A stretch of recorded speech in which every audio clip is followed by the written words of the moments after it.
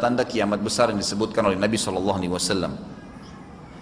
Kata beliau, amblasnya bumi di belahan timur yang pertama, terjadi gempa besar.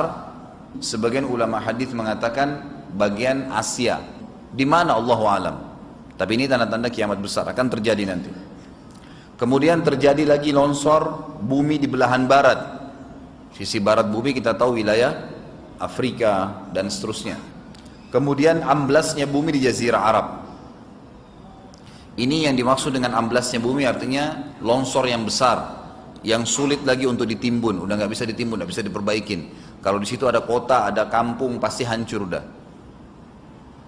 3 sekaligus terjadi longsor di 3 titik yang berbeda dan secara waktu atau dalam waktu yang bersamaan. Ini sudah selangsung 3 tanda-tanda kiamat. Jadi pada saat terjadi di timur itu tanda-tanda kiamat besar 1, terjadi di barat tanda-tanda kiamat besar 2, terjadi di Jazirah Arab tanda-tanda kiamat besar 3. Kemudian di dalam hadis ini disebutkan secara beracak. Nanti sebentar setelah saya terjemahkan hadis ini saya akan sebutkan urutannya. Lalu kata Nabi SAW, kabut yang menutupi bumi ini. Kemudian ada Dajjal, jadi kabut itu dihitung dalam hadis ini yang keempat. Dajjal yang kelima. Kemudian yang keenam binatang melata. Nanti akan saya jelaskan juga apa yang dimaksud dengan binatang melata. Yang ketujuh keluarnya Ya'juj Ma'juj. Ini juga akan kita jelaskan nanti. Kemudian yang kedelapan matahari terbit dari tempat terbenamnya. Yang kesembilan keluarnya api dari perut kota Aden yang menghalau manusia. Sulit, manusia tidak bisa melalui Jazirah Arab. Kemudian yang ke-10 turunnya Isa putra Maryam. Turunnya Isa putra Maryam. Tentu saya katakan tadi hadis ini disebutkan dan disepakati oleh para ulama sifatnya teracak. Karena cukup banyak dalil-dalil yang lain yang mengurut kejadian ini. Urutan yang pertama dari 10 ini adalah keluarnya Dajjal. Ini urutan pertama. Dajjal, jemaah sekalian, adalah diambil dari kata-kata Dajjalah yang berarti kekacauan. Ciri-ciri Dajjal disebutkan dalam banyak hadis yang sahih adalah mata kanannya yang paling pertama rusak seperti anggur kering. Kata Nabi SAW dalam hadis sahih, ketahuilah Dajjal buta mata kanannya dan Tuhan kalian tidak buta, karena dia akan mengaku sebagai Tuhan. Kemudian dia orangnya memiliki kulit yang kehitam-hitaman serta memiliki dahi yang lebar. Setiap orang beriman bisa membaca di dahinya tertulis 3 huruf kafara. Semua orang yang ngerti tulisan Arab, tidak ngerti tulisan Arab akan bisa tahu dan baca itu kafara, kufur. Rambutnya keriting dan orangnya tinggi besar. Kata Nabi SAW, kalau kalian dengar Dajjal keluar di satu lokasi, maka menghindarlah.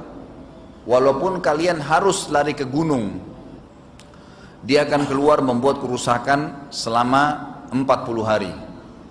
Kata Nabi SAW, 40 hari itu sehari seperti setahun, sehari lagi yang kedua seperti sebulan, hari yang ketiga seperti sepekan, dan sisa harinya seperti hari kalian.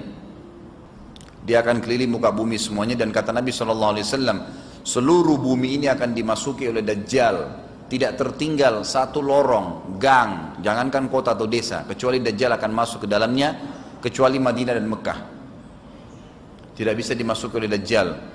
Kata Nabi SAW dalam hadis sahih, karena di setiap pintu gerbang Mekah dan Madinah malaikat menghenuskan pedangnya dan menghalau Dajjal sehingga Dajjal tidak bisa masuk. Pada saat dia tiba di Palestina, waktu yang bersamaan di kota Madinah berkecamuk. Kaum muslimin sepakat semua keluar untuk mengejar Dajjal dan membunuhnya. Keluar dari kota Madinah satu orang yang namanya seperti namanya Nabi Muhammad SAW, Muhammad bin Abdullah, dan dia dari turunan Nabi SAW juga. Dan orang ini punya julukan Mahdi, dikenal dengan Imam Mahdi. Inilah tanda-tanda kiamat yang kedua. Pada saat dia tiba di Mekah, dibaiatlah oleh banyak kaum muslimin, tidak disebutkan jumlah pasukannya, maka terbentuklah pasukan jihad yang mengejar Dajjal menuju ke Palestina. Lalu keluar tanda-tanda kiamat 3, langsung berentetan semua.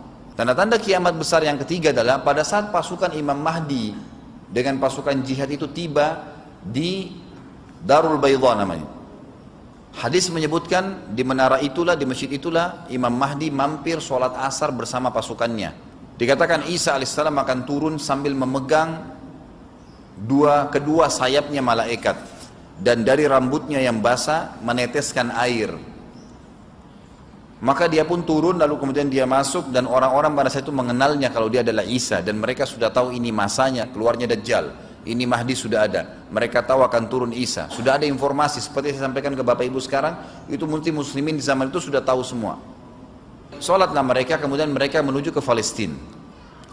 Ringkas cerita adalah Nabi Isa alaihissalam akhirnya tiba dengan pasukan mujahidin di depan pintu gerbang Babulut. Dajjal mengatakan, bukakan pintu gerbang, mereka tidak akan mampu melawan kita karena pasukannya mereka banyak memang. Maka Dajjal dengan sombongnya menunggu di depan pintu gerbang. Pada saat dibuka, Dajjal kaget melihat ada Isa alaihissalam. Dan pada saat itu kata Nabi SAW, Dajjal faham kalau sudah tiba ajalnya. Begitu melihat Isa alaihissalam, dia lari dan badannya sambil meleleh di depan para pengikutnya. Pada saat Dajjal mati, pengikutnya pada ketakutan semua. Mereka anggap Dajjal Tuhan, mereka anggap Dajjal orang yang perkasa lah, orang yang kebal lah, beragam macam kelebihan. Mereka kaget pada saat mati, maka bertebaranlah mereka dan akhirnya mereka sembunyi di bawah pohon dan di atas batu. Kemudian batu dan pohon akan memberikan penjelasan, hai muslim ini Yahudi, bunuhlah. Maka dibunuhlah pada saat itu mereka. Lalu Nabi Isa alaihissalam memimpin di muka bumi, dan kata Nabi SAW, pada saat itu Islam, agama Islam yang dibawa oleh Nabi SAW akan masuk ke semua rumah di muka bumi, gak tersisa. Satu dunia ini semuanya Islam. Hadis sahih. Maka Nabi Isa alaihissalam memimpin pada saat itu, disebutkan dalam hadis 40 tahun dengan ketenangan, menerapkan hukum Islam. Semuanya beriman kepada Allah subhanahu wa ta'ala dan menjadi muslim. Setelah itu keluar tanda-tanda hari kiamat besar yang keempat, yaitu keluarnya Ya'juj dan Ma'juj. Nabi SAW sebutkan ciri-ciri mereka. Mata mereka sobekannya kecil sehingga mata mereka kelihatan seperti sipit, tapi bola matanya besar. Mereka memiliki rambut yang keriting dan mereka memiliki poster yang umumnya seperti poster manusia. Ada hadis yang berbunyi mereka akan mendatangi sebuah sungai, kalau tidak salah namanya sungai Tibria, airnya banyak mengalir. Kata Nabi SAW, mereka semua minum air sungai itu, dan yang terakhir dari mereka datang sudah nggak dapat air. Artinya air sungainya habis diminum. Bayangin berapa banyak jumlahnya itu. Pada saat itu Nabi SAW mengatakan, Allah berfirman kepada Isa, berkata, wahai Isa, aku akan mengeluarkan hamba-hambaku yang tidak ada seorang pun dari kalian bisa mengalahkannya, termasuk Isa alaihissalam, nggak bisa mengalahkan. Maka selamatkanlah dirimu bersama dengan pengikut-pengikutmu ke gunung Tur namanya. Jadi memang Ya'juj ini ciri khasnya, kata Nabi SAW, mereka memakan apa saja. Jadi bukan seperti manusia normalnya. Mereka membunuh semua yang bukan seperti mereka. Sampai-sampai kata Nabi SAW, tidak ada yang bisa mengalahkan mereka dan jumlah mereka sangat banyak. Salah seorang di antara mereka tahu dia akan mati kalau sudah punya 1000 anak.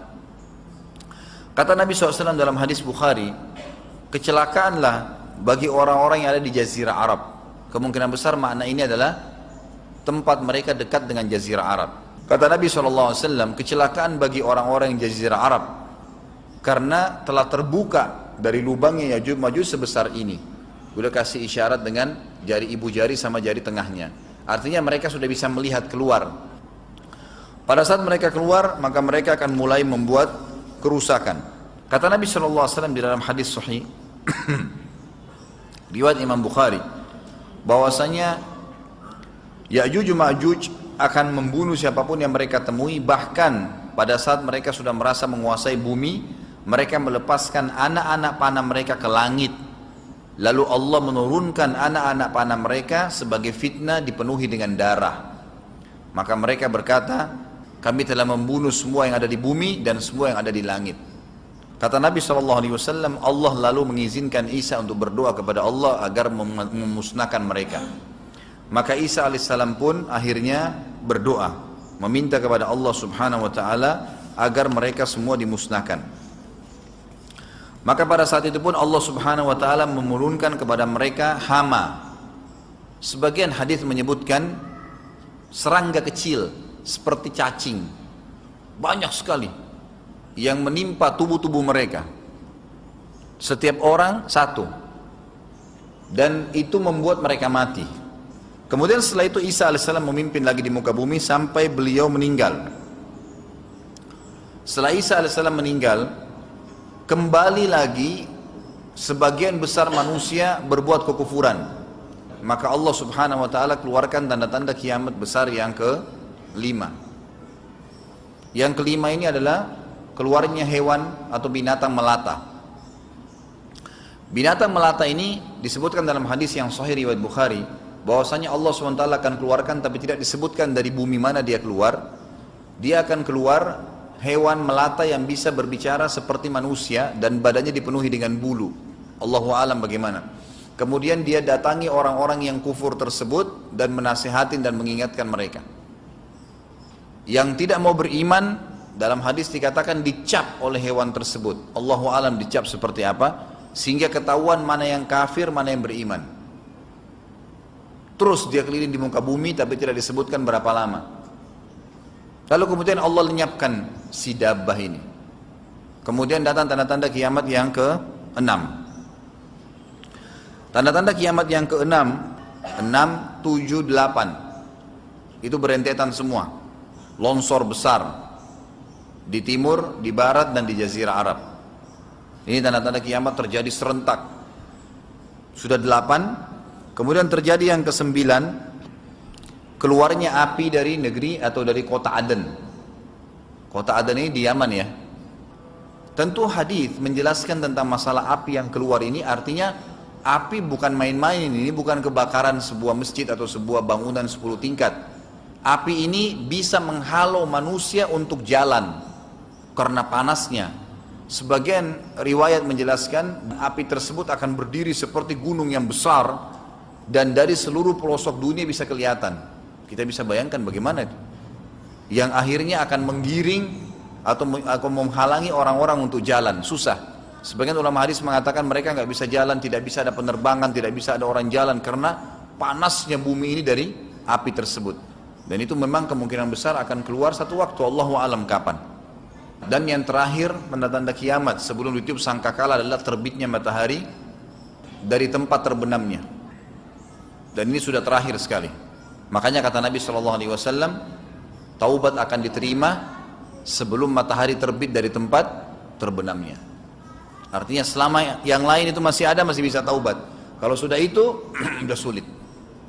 Ini tanda-tanda kiamat. Sebagian ulama memasukkan tanda-tanda hari kiamat kecil, ada yang masukkan tanda-tanda kiamat besar. Ada dua hal. Yang pertama itu adalah keluarnya Dzu Suwakatain. Ada orang dari negeri Habasyah dikenal dengan Dzu Suwaka. Dzu Suwaka ini sak artinya betis. Diberikan julukan Dzu Suwaka karena betisnya sangat kecil. Orang ini, Bapak Ibu sekalian, kata Nabi SAW akan menghancurkan Ka'bah. Dan kata para ulama pada saat itu memang manusia sudah sunyi, nggak ada lagi yang datangin Ka'bah. Orang-orang sudah lalai gitu kan. Keluarlah orang ini. Makanya sebagian ulama masukkan dia tanda-tanda kiamat sebelum terbitnya matahari dari tempat terbenam. Ditambahkan ini yang ke-11 gitu. Atau ini yang ke-10, terbitnya nanti kiamat yang ke-11. Kata Nabi SAW, dia akan mencabut batu-batu Ka'bah satu persatu sampai rata dengan tanah. Dan saya sedang dilihatkan oleh Allah sekarang bagaimana pada saat dia mencabut batu itu. Hadis sahih riwayat Bukhari Muslim. Yang terakhir, yang kedua, yang berhubungan juga dengan tanda-tanda kiamat, ada yang memasukkan kiamat kecil, tapi ini lebih dekat dengan kiamat besar.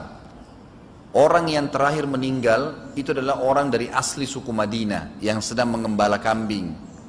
Kata Nabi SAW, orang yang terakhir meninggal dari kalian kalangan manusia, semua orang sudah mati, tinggal dia sendiri, tapi dia nggak tahu.